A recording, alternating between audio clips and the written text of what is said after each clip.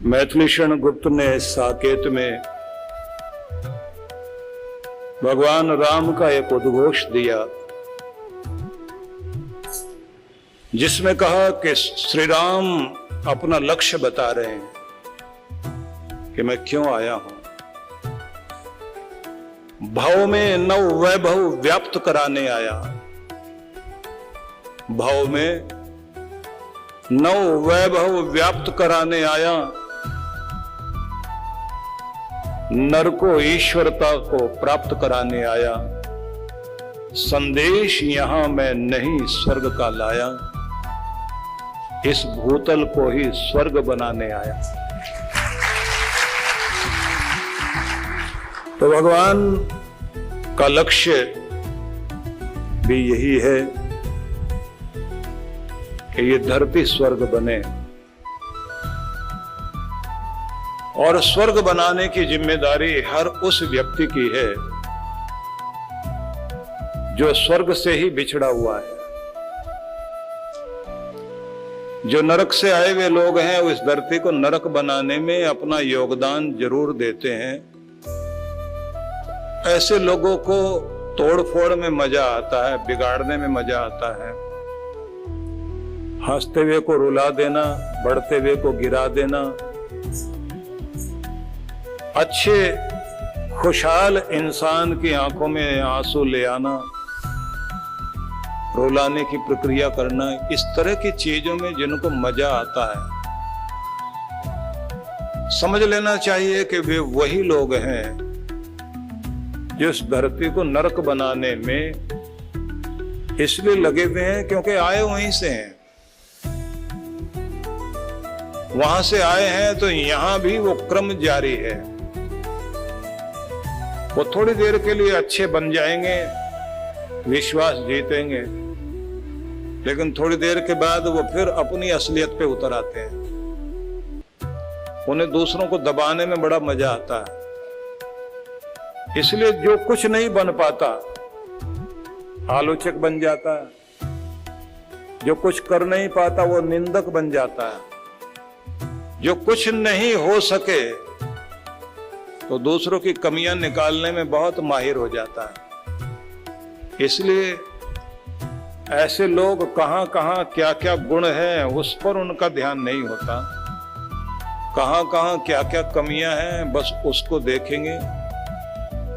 कारण क्या है? क्योंकि वो हीनता का भाव जो उनके अंदर आत्महीनता है, इंफीरियरिटी कॉम्प्लेक्स है, वो उन्हें निंदा करने को मजबूर करता है। इसलिए सफल लोग कभी भी निंदक नहीं बनते, सफल लोग निंदा पर रुचि नहीं रखते। वो जहां भी जिसके भी जो गुण देखेंगे उसकी प्रशंसा करेंगे, कोई कमी देखेंगे तो मौन रहेंगे, क्योंकि उनको पता है कि हम ग्राहक हैं अच्छाई के, और हमें जो कुछ बनना है और जिधर जाना है उसी को अपने दामन में समेटना है। इसलिए ये ध्यान रखिए कि आप सभी, अगर आपका ध्यान भगवान के चरणों में लगा है, सत्संग में आप आने लगे हैं, अच्छे विचारों के प्रशंसक बने हैं, तो इसका मतलब है कि आपके हृदय में परमात्मा की कृपा आनी शुरू हो गई है। इधर की तरफ आएगा ही वही जिस पर उसकी कृपा होती है। अंदर से जब सूचना भगवान की मिलती है तो कैसे भी करके व्यक्ति रास्ता निकालता है, पहुंचता है, और फिर अपने आप को और पवित्र करने के लिए अच्छे विचारों की गंगा में स्नान करता है, और सबसे ज्यादा कोशिश करता है कि अपने अहम को गलाए, क्योंकि भगवान ये कह रहे हैं कि उन्हीं को मेरा मार्ग मिलता है जिनके अंदर मैं और मेरेपन की भावना नहीं है। तो गीता में एक प्रसिद्ध श्लोक है, निर्माण मोहा जित संग दोषा अध्यात्म नित्या विनिवृत्त कामः द्वंद्वैर विमुक्ता सुख दुख संजैर गच्छन्ति अमूढ़ा पदम अव्ययम तत्। वे लोग जिनके जीवन में मान अभिमान नहीं है और मोह से रहित है, मतलब विनम्रता, शालीनता जिनका आभूषण बन गया है, अकड़ नहीं है। थोड़ी देर के लिए विनम्र बहुत लोग हो जाते हैं, लेकिन जैसे उनको थोड़ा छेड़ दें तो उनकी असलियत सामने आने लग जाती है। थोड़ा सा कड़वाहट बर्दाश्त नहीं कर पाएंगे तो पता लगता है कि ओढ़ी हुई विनम्रता है। कुछ लोगों को याद होता है ना, वो दास हैं हम तो आपके, आप तो बॉस हैं हमारे, आप तो मालिक हैं, हम लोग तो आपके ही हैं, आपके चरणों में हैं। आपने अगर पूछ लिया, मिले नहीं बहुत दिनों से, बोले आप अपने चरणों के नीचे ढूंढ लेते ना, वहां मिल जाते हैं आपको। ऐसे ऐसे शब्द बोलते हैं।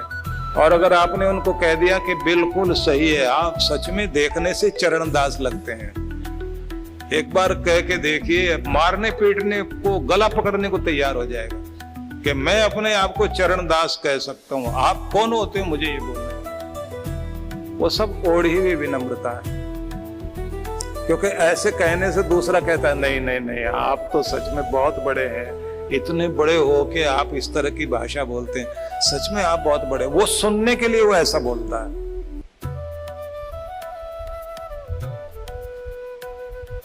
और अगर महान पुरुषों के बारे में आप पढ़ें, बड़े बड़े अनेक उदाहरण आते हैं। नाभादास इतने बड़े संत हुए हैं। एक संत के दर्शन करने के लिए वृंदावन गए थे और वहां जहां जूते रखे थे वहां जाके बैठ गए। संत ने देखा तो बुलाया और कहा, महाराज इतने बड़े होकर आप वहां बैठे गए। तो हाथ जोड़कर कहते हैं, ना तो बड़ा शरीर है, ना बड़प्पन इस दुनिया का दिया हुआ है। बड़प्पन तब आता है जब हम बड़े के साथ जुड़ जाते हैं, परमात्मा के या फिर परमात्मा के प्यारों के साथ जुड़ जाते हैं। आपके चरणों में बैठ करके ही कुछ आया या आएगा। उनको कोई किसी से मान नहीं लेना था कि जो पीछे बैठ गए। इसलिए तो गुरुद्वारे में लोग जाते हैं और जोड़ों की सेवा करते हैं ना, कि ये अहम कहीं ना कहीं तो गल जाए। किसी न किसी तरह से तो अहंकार गिरना चाहिए। कार सेवा करते हैं लोग, कीचड़ में घुसकर अच्छे कपड़े पहने हुए हैं, लेकिन शरीर पर, कपड़ों पर कीचड़ लग रहा है। और कोई फोटो खींचने वाला भी नहीं है कि अखबार में फोटो छपेगा। मुंह अंधेरे उठ करके सेवा करने के लिए चले गए।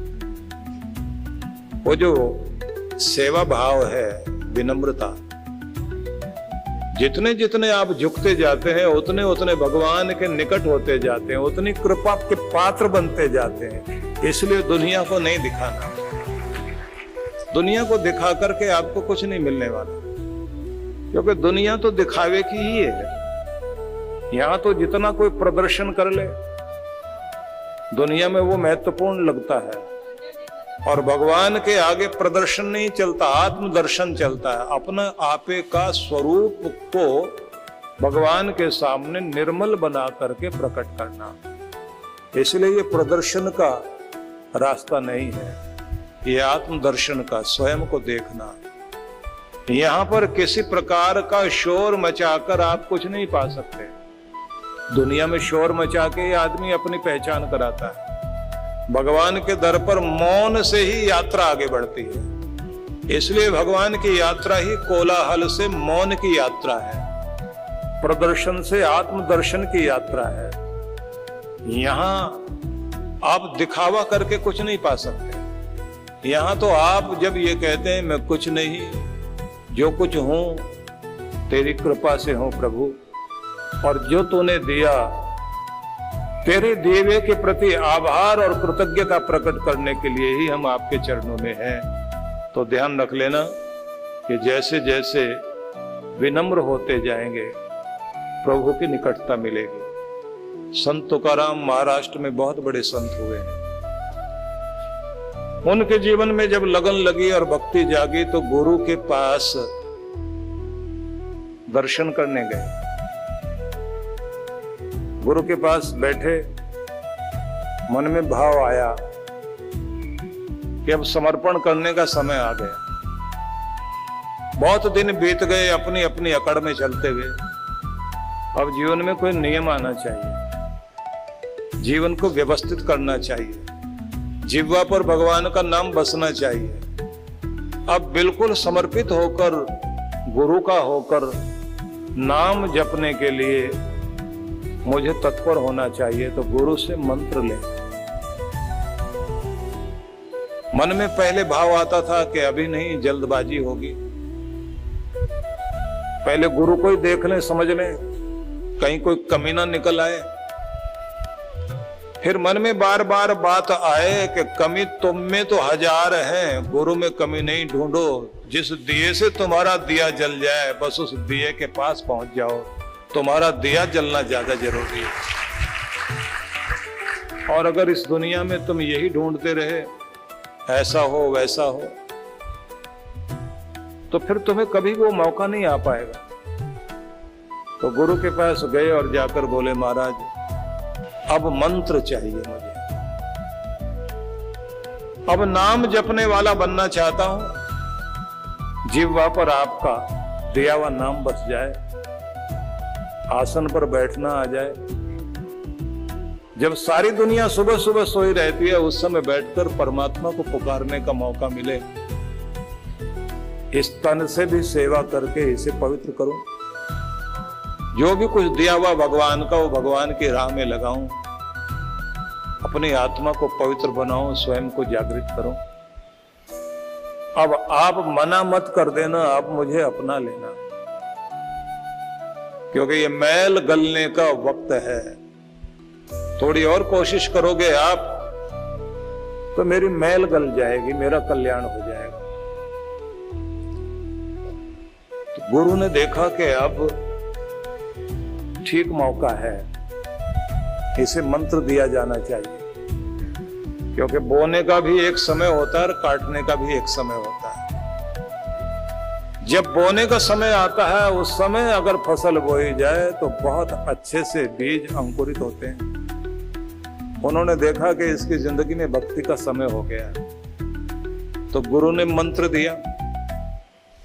मंत्र दिया तो ये अपने हृदय में उच्चारण करते करते करते करते इतने भाव विभोर हो गए कि वहां बैठे बैठे अपनी खबर ही नहीं रही कि मैं बैठा कहां हूं। गुरु उठ के कुटिया में चले गए और संत तुकाराम वहीं बैठे हुए, और इस तरह हो गए कि जैसे न शरीर का पता न स्वयं का पता। जैसे ही ध्यान हटा, चारों तरफ देखा गुरुदेव है नहीं, तो घर जाने के लिए चल पड़े और अपने मन मन में बोल रहे हैं कि अब गुरु वाला हो गया। अब ध्यान संसार में उतना नहीं होना चाहिए जितना दुनिया के मालिक के प्रति होना चाहिए। तो अब जो भी कुछ करेंगे आत्मा के कल्याण के लिए करेंगे। तो नाम जपने में रस आ रहा था और अब दुनिया कुछ अलग तरह से दिखाई दे रही थी। अचानक उनको ध्यान आया कि गुरु को गुरु दक्षिणा तो दी नहीं, तो ये तो मंत्र लेने में गलती रह गई, वापस चलते हैं। तो गुरु के पास आए और आकर के बोले, महाराज गुरु दक्षिणा तो मैंने दी नहीं, तो अब आप आदेश कर दीजिए कि क्या भेंट चढ़ाऊं चरणों में, क्योंकि एक शगन करना जरूरी होता है।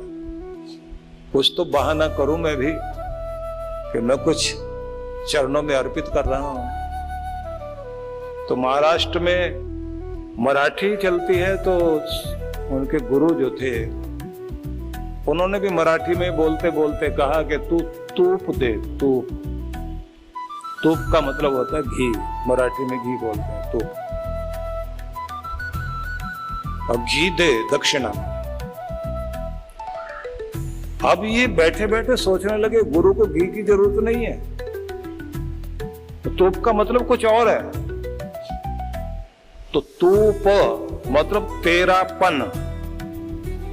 अब तक तेरे अंदर जो अकड़ थी, मैं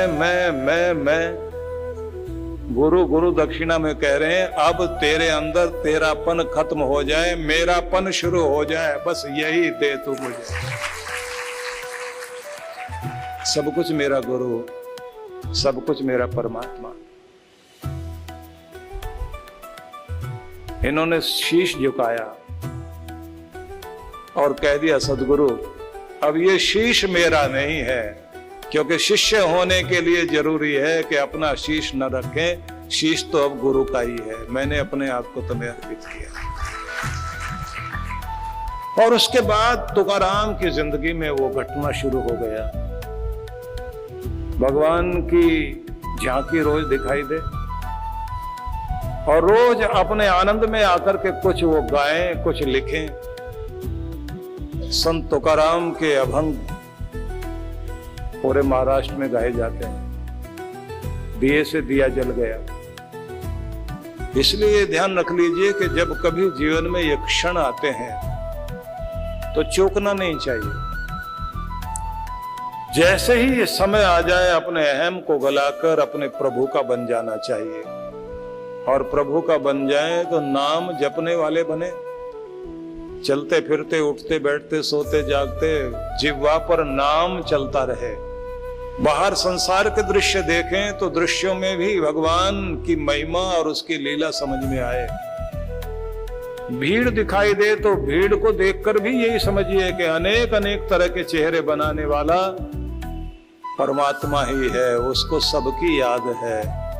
इतने सारे चेहरे जिसने बनाए, सबको अलग अलग पहचान दी, सबके फिंगरप्रिंट्स अलग बनाए, सबकी आवाज अलग बनाई, सबके चलने का स्टाइल अलग बनाया।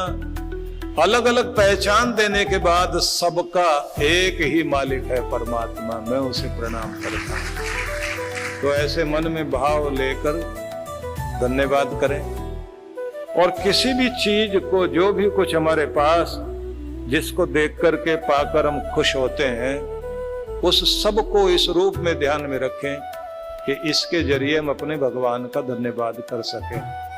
जो पुरानी एक बात कही जाती है ना कि कोई महिला, कोई बहू मायके से लौटी और लौटने के बाद जब आई तो कान में सुंदर हीरे के आभूषण पहने हुए, नाक में भी हीरे की लौंग पहनी हुई, जाप करते हुए सुबह सुबह अपने ससुर के सामने मत्था इस तरह टेका कि जिससे उनका ध्यान नाक की लौंग पर जाए कि हीरे की लौंग पहन के आई है।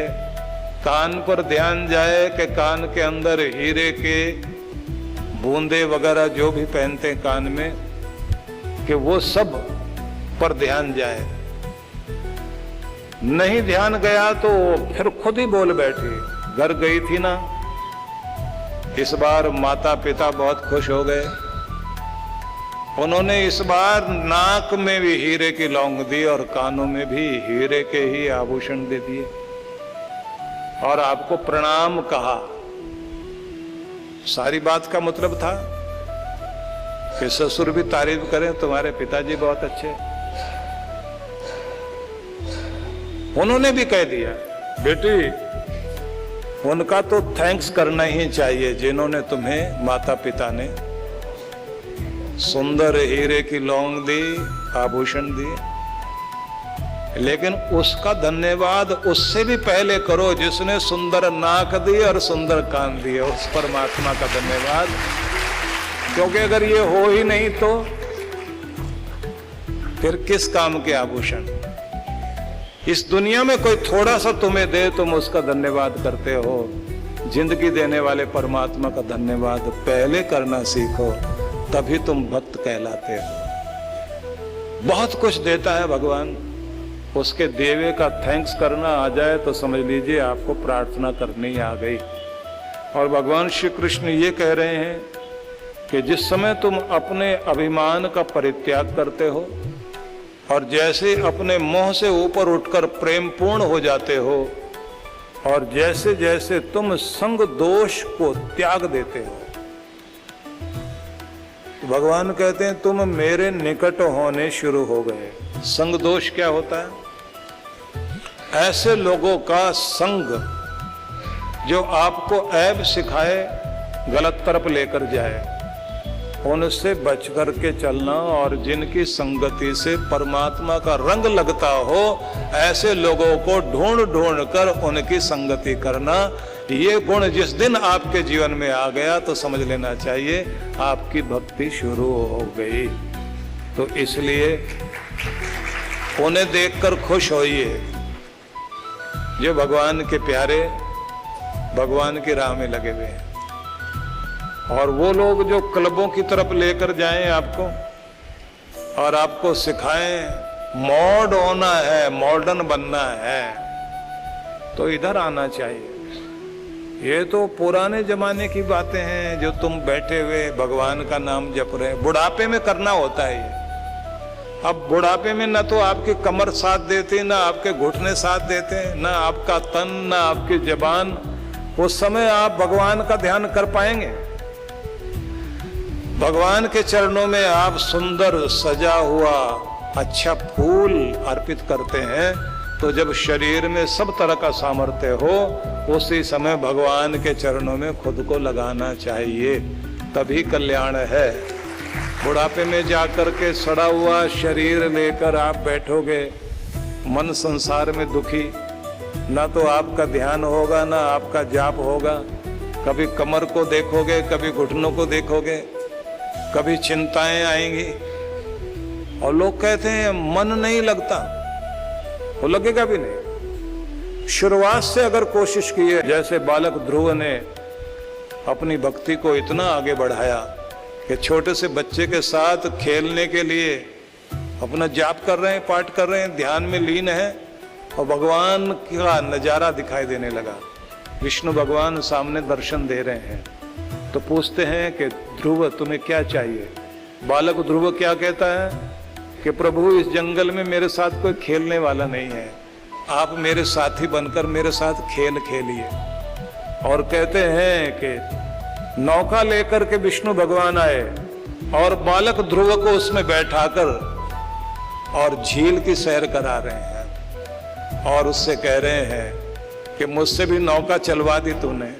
ये भक्त में ही हिम्मत है कि भगवान को इस तरह ला करके खड़ा कर दे। न जाने किस रूप में दर्शन देने आ जाए भगवान, अगर आपका मन भगवान का हो गया। क्योंकि कृष्ण भगवान ने गीता में अनेक अनेक स्थानों में मन मना भाव शब्द का प्रयोग किया कि तुम मेरे मन वाले हो जाओ। ये संसार तुम्हारा तन भी चाहता है, धन भी चाहता है, तुम्हारा मन संसार नहीं चाहता। लेकिन भगवान तुम्हारा मन ही चाहता है, न तन चाहता न धन चाहता है। भगवान को अगर अपना मन दे दो, बस उसी से तुम्हारा कल्याण हो जाएगा। इसलिए मन में भगवान को बसाएं।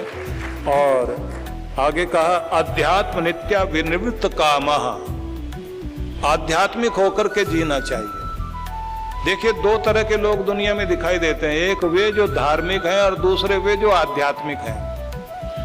दोनों में अंतर बड़ा भारी है। धार्मिक आदमी चिन्हों पर बड़ा महत्व देता है, बहुत अच्छे से माथे पर तिलक लगाएगा, कंठी माला पहनेगा और अच्छी वैसी भक्त वाली ड्रेस पहनकर चलेगा। मंदिरों में भी जाकर के, तीर्थों में भी जाएगा, देखने में लगेगा बड़ा भक्त है, लेकिन आंतरिक रूप से उसके अंदर कोई भी परिवर्तन नहीं दिखाई देता। दया करुणा नहीं है, सहयोग सहानुभूति नहीं है, दान पुण्य की भावना नहीं है, दिखावे के लिए जरूर कुछ कर रहा है। तो जिस आदमी के अंदर कोई परिवर्तन नहीं है, देखने में लगता है धार्मिक है, लेकिन जिसका अंदर बदल गया है, बाहर से सांसारिक दिखाई देता है लेकिन अंदर से पूरी तरह बदल गया, तो समझ लेना चाहिए ये है आध्यात्मिक, ये है परमात्मा का लाडला प्यारा। इसलिए कोई जरूरी नहीं है कि आप किस देश में रहते हैं, जरूरी नहीं है कि आप कैसी भाषा बोलते हैं, जरूरी नहीं है कि आप पूरी दुनिया के हिसाब से ऐसे लगते हैं कि आप तो बहुत मॉडर्न हैं। वो जो आप मॉडर्न दिखाई देते हैं वो बाहर से दिखाई देते हैं, और अगर अंदर आपको देखें बड़े ही शांत, बड़े ही शालीन, बड़े ही विनम्र, बड़े ही सहयोगी, बड़े ही उपकारी, तो समझ लेना चाहिए आप आध्यात्मिक हैं। इसलिए धार्मिक होने से भी ज्यादा इंसान को आध्यात्मिक होने की जरूरत है, और जब हम आध्यात्मिक हो जाएंगे तो कल्याण होगा। थोड़ा सा समझने के लिए इस तरह से भी समझ लीजिए, बहुत सारे गिरोह डाका डालने का काम करते हैं, चोरी करते हैं, और जब वो गिरोह पकड़े जाते हैं और पुलिस वाले उनसे पूछते हैं कभी धर्म कर्म भी करते हो? बोले साहब जब भी डाका डालने जाते हैं मंदिर में तो एक बार जरूर मत्था टेकने जाते हैं। राजनीति वाले भी जाएंगे, दूसरे वाले भी जाएंगे, हर काम धंधा करने वाले लोग मंदिर जाते हुए जरूर दिखाई देते हैं, और हर एक की दुकान में भी भगवान की मूर्ति दिखाई देती है। लेकिन उसके बाद भी क्या वो सच में धार्मिक हैं? जब लूटने का मौका आता तो छोड़ते नहीं बिल्कुल भी, ठगने का मौका है तो ठगेंगे जरूर, क्योंकि भगवान को यूज कर रहे हैं, अंदर परिवर्तन नहीं है बिल्कुल। जिस दिन आप अंदर से चेंज हो जाते हैं उस दिन समझ लीजिए आप धार्मिक हो गए, और जो सच्ची धार्मिकता है वही सच्ची आध्यात्मिकता है। तब आपकी प्रार्थनाएं भी बदल जाती हैं। आपकी प्रार्थनाएं फिर ऐसी नहीं होती कि भगवान मुझे दे ना दे लेकिन पड़ोस वाले का जरूर कुछ ना कुछ कर दे, ऐसा वो पता लगना चाहिए उसको तेरे भक्त को छेड़ा है उसने, बदला मेरी तरफ से भगवान आप ही लेना, लाठी वाठी लेकर आना। वो प्रार्थनाएं नहीं है। जो दूसरों का बुरा करने के लिए जाप पाठ कर रहा है व्यक्ति, तब की प्रार्थनाएं आदमी की बदली भी होती है। कहते हैं ना, किसी एक झील के बीच एक टापू बना हुआ है, उस टापू में बहुत सारे सुंदर पेड़ खड़े हुए हैं, उसमें पंछी चहचहा रहे हैं, सुबह का समय है, और कुछ नौका विहार करने के लिए युवक आ गए। उन्होंने जैसे ही देखा कि यहाँ एक बाबा जी बैठे हुए हैं, आंखें बंद करके बैठे हुए हैं इतने सुंदर द्वीप के अंदर, उन्होंने नौका में बैठे बैठे पत्थर उछालने शुरू कर दिए। जब पत्थर उछालने शुरू कर दिए तो एक आध पत्थर महात्मा जी को लग गया। तो साथ बैठे हुए जो उनके शिष्य गण थे उनका ध्यान गया। उन्होंने कहा महाराज हमें आदेश दो, हम इनको ठीक करें। गुरु ने कहा कि अपना आंखें बंद करके भगवान में ध्यान लगाओ, किसी को कुछ कहने की आवश्यकता नहीं, वो अपना आनंद कर रहे हैं, करने दो। महाराज पत्थर फेंक रहे हैं, और जैसे जैसे पत्थर फेंकते जाए वो और हो हल्ला मचाएं। तो सारे लोगों ने जो साथ बैठे थे उन्होंने बोलना शुरू कर दिया, महाराज आप हमें कुछ नहीं करने देते तो आप आंखें बंद करके बैठे हुए भगवान से ही कह दो कि भगवान इनकी नौका उलट दो, ऐसे लोगों को तो जीने का भी अधिकार नहीं है। और महात्मा ने बोलना शुरू कर दिया, भगवान उलट दो, उलट दो, उलट दो, उलट दो। अब चेले बोले अब मजा आएगा। गुरुजी ने भी हमारी बात सुन ली, भगवान उलट दो, उलट दो, उलट दो, तो ये भी बराबर में बैठे बोले भगवान उलट दो, उलट दो, उलट दो। गुरुजी ने आगे बोला, इनकी बुद्धि को उलट करके सुलटी बुद्धि बना दो, इन लोगों की बुद्धि को सही कर दो भगवान। वो तो आगे बोलने लग रहे थे नौका उलट दो, और गुरु ने आगे क्या बोला, इनकी उल्टी बुद्धि को उलट करके भगवान सीधा कर दो, जिससे ये अपना भी कल्याण करें और दूसरों का भी कल्याण करें, क्योंकि भला आदमी भलाई की बात ही सोच सकता है। इसलिए अच्छे लोगों की प्रार्थनाएं भी बहुत अच्छी ही होती हैं। वे लोग प्रार्थना करते हैं, सामर्थ्य दे कि मैं जिंदगी के टेढ़े मेढ़े मार्ग पर आसानी से चल सकूं, मुझे शक्ति दे, अपना भला करूं जरूर, लेकिन मेरे जरिए दूसरों का भी भला हो सके, दूसरों के चेहरे पर भी मुस्कुराहट आ सके। तब व्यक्ति प्रार्थना करता है, भगवान मेरे संकटों को, जिम्मेदारियों को, न संकटों को दूर करने की प्रार्थना करता हूं, न जिम्मेदारियों को कम करने की प्रार्थना करता हूं। संकटों को सुलझाना आ जाए, जिम्मेदारियों को निभाना आ जाए, ऐसी शक्ति और सामर्थ्य की प्रार्थना करता हूं कि तू ऐसा बल दे, मैं अपने संकटों को स्वयं निवारण करूं और अपनी जिम्मेदारियों को निभाऊं। मैं तुझसे प्रार्थना करता हूं भगवान, उदासियां कैसी ही जीवन में आए, लेकिन मेरी मुस्कुराहट में कभी कमी ना आए। मेरा विश्वास तेरे चरणों से कभी हटे नहीं और मेरे ये कदम तेरी राह पर हमेशा चलते रहे। ऐसा आशीर्वाद तुझसे चाहता हूं। इसलिए प्रार्थनाएं अलग हो जाती हैं। इन प्रार्थनाओं को करते करते ही आप अपना कल्याण कर सकते हैं।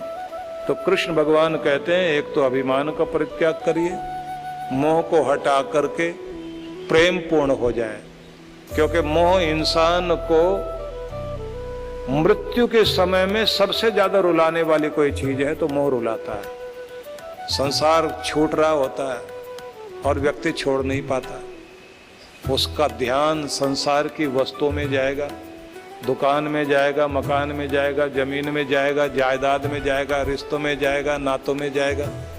इतना व्यक्ति संसार में लिप्त हो जाता है कि उसके प्राण कहीं ना कहीं बसे रहते हैं।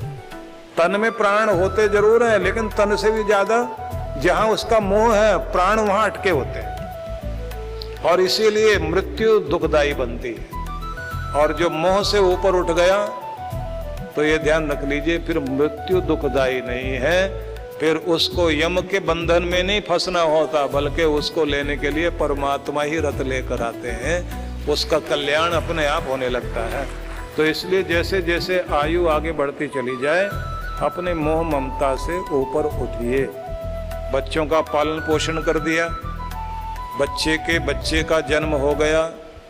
अब जैसे आप उस एज में आए, धीरे धीरे आपको संसार से ऊपर उठना चाहिए और अपनी सेवा में मन लगाएं, भजन में मन लगाएं, मोह ममता घर की ना रखें। जैसी शैया मिल गई सोइए, जैसा भोजन मिल गया स्वीकार कीजिए।